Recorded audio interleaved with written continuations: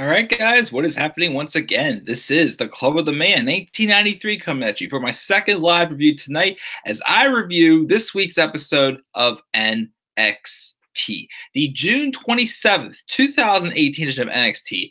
It is somewhat of a fallout show for both Takeover Chicago 2, since last week's show just had the dark matches and it was just pretty much just a recap show.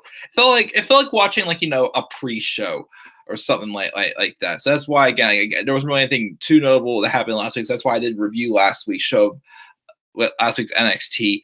But this is a kind of follow from that, and also from the UK Championship tournament we got over the past 2 days. That, I'll be real, I liked it, but not as good as I did the first time, the first championship tournament round. I don't know why. Something felt like it was missing from that tournament. I mean, the stuff we got with, the NXT wrestlers, with the tag titles and, the Toni Storm and Shayna Baszler match was pretty good.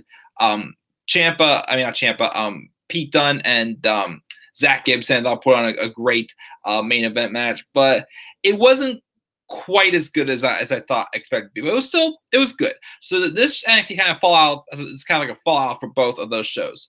So overall, it wasn't a bad show. I kind of feel like it's kind of like the same thing as how 205 Live was.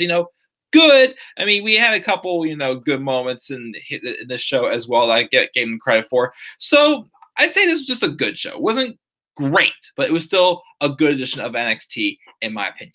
So let's get started here and get right to it. We opened up with Aleister Black coming out in a suit with a belt around his waist, and he said adversity and overcoming it defines a champion in Chicago. His adversity was Lars Sullivan, and he is truly a freak of nature. But Aleister made him fade to black.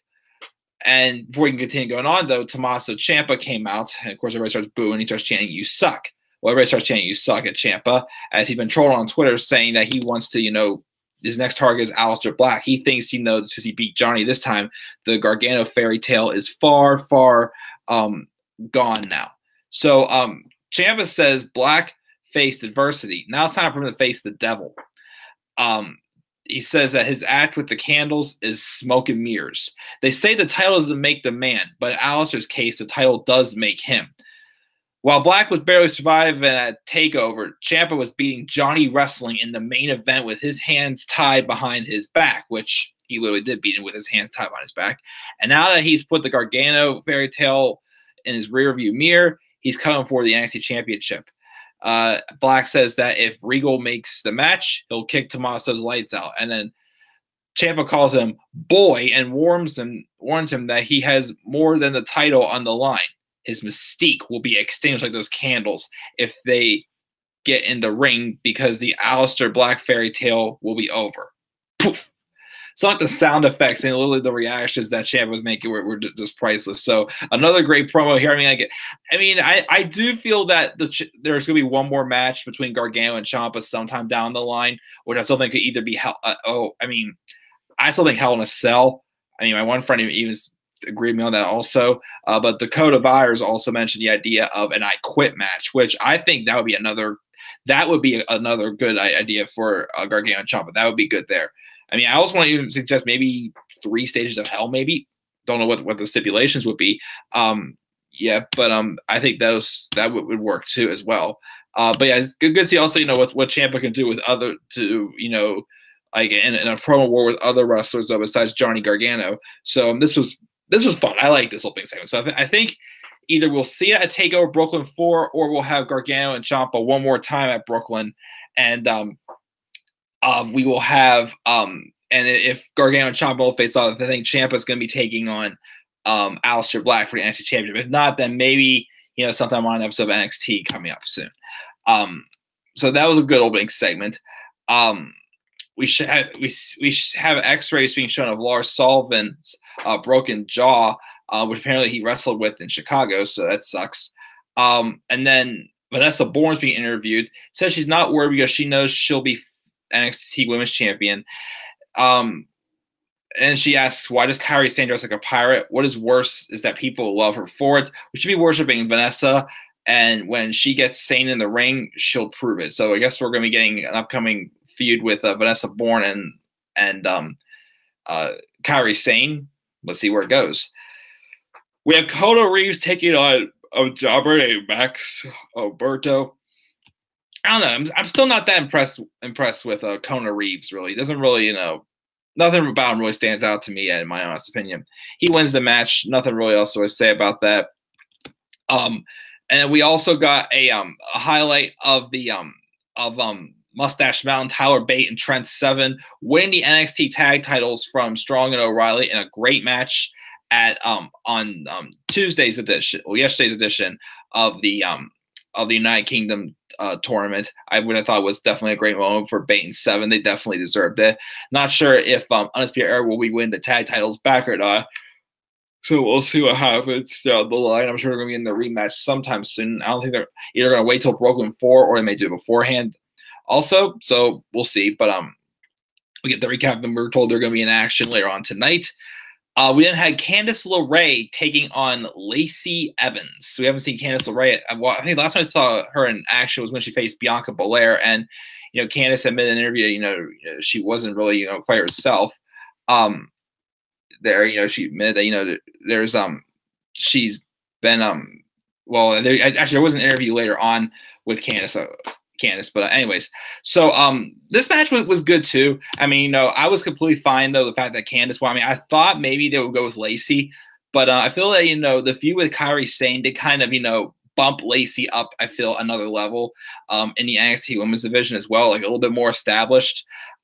So Candice getting the win here was completely fine with me to give her some momentum. The only win she really had so far I could think of was a win over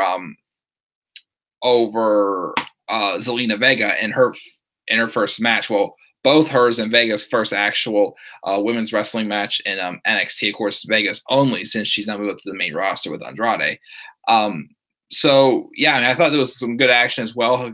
Building more of like an underdog character with Candice LeRae, and Lacey Evans is starting to become a lot more aggressive and a little bit more of a dominating force to be reckoned with in a women's division. So I definitely enjoyed it. And we had this segment. Didn't know if we would see him tonight, but we saw him. Mr. Johnny Wrestling, Johnny Gargano, was watching backstage, and you can tell he looked out of it. Cathy Kelly asks him how he's doing. He says Candice is his favorite wrestler, but he can't enjoy the match because he keeps replaying Chicago in his mind. He's thinking of Ciampa taking off his wedding ring, spitting on it, and throwing it away, and then winning anyway. The way Johnny sees it, this isn't over. They've each won one, so he's going to Regal's office, and he's going to demand another match with Tommaso Ciampa. He doesn't care when it happens. He goes on saying, either here in Full Sail, in Brooklyn, even in a grocery store. But this isn't finished till his former tag team partner is finished. So, I mean, it looks like the war is not over. So what's the hurl is going to be thrown at the next? We'll have to wait and see. Heavy Machinery is grinding sausages somewhere in some type of interview. They are not feeling like fun and games. They want to get back at the mighty Nick Miller and Shane Thorne for cheating them out of a win. So they're going to rematch between them soon, even though they made the mighty look like jobbers to War Games. It was just an awkward matchup last week.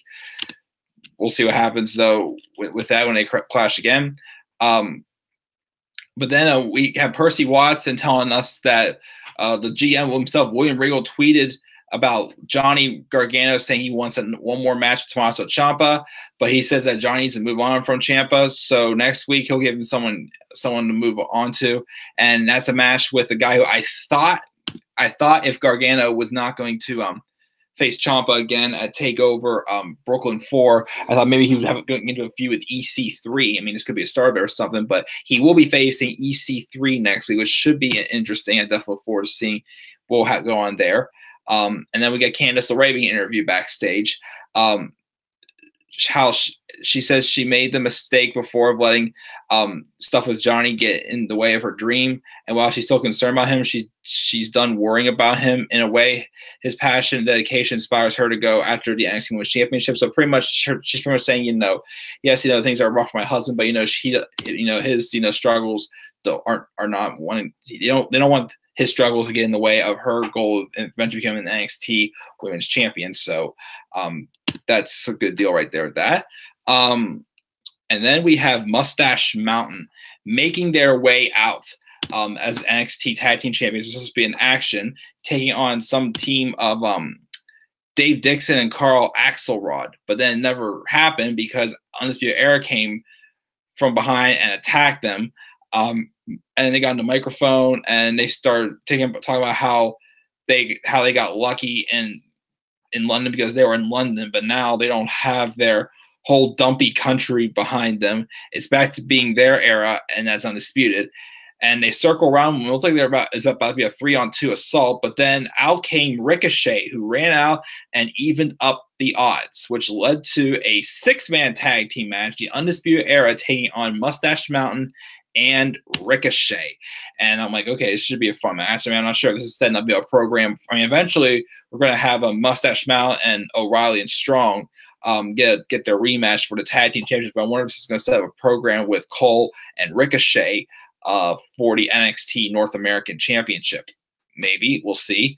I thought this was a fun 6-man tag match. Of course, it was not as good. That 6-man tag match with British Strong Style, Dunn, Bate, Trent Seven against the Undisputed Era's Cole, O'Reilly, and Strong.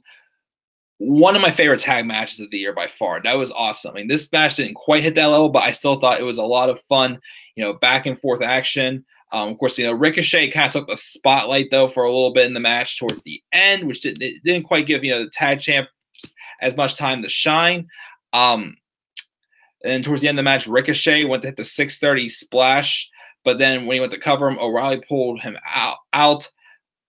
pulled Cole out from the ropes, and Ricochet dives onto Kyle, but Roderick Strong steps in and throws him into the apron with a break variant. And then they push him back into the ring, and then they get Adam Cole rolling on him to get the victory. So Ricochet gets pinned, well, not clean, for the first time in NXT, which, is okay. It was in a tag match, and it wasn't clean either way.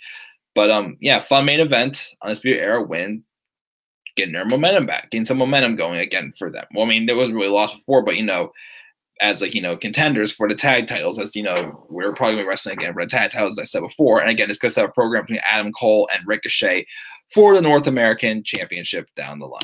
We will have to wait and see. But guys, that does it for this live review of NXT. Kind of flew through kind of quick.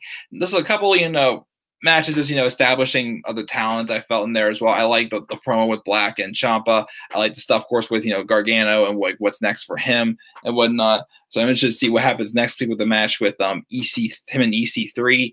And the main event was too bad either. So I'll give this episode of NXT a B. Strong B for this week's episode of NXT. We'll grade review of this week's episode of NXT. Leave thoughts down in the comment section below.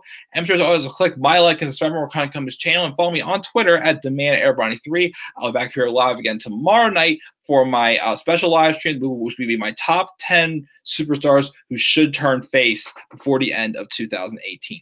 So guys, I'll see you guys tomorrow. And also just stay tuned. A couple of odds and ends will be coming to my channel over the next 24 hours as well. So, just be patient and stay tuned for more to come as always. So until then, guys, I am checking out. I will see you all later. So until then, guys, peace out, everybody.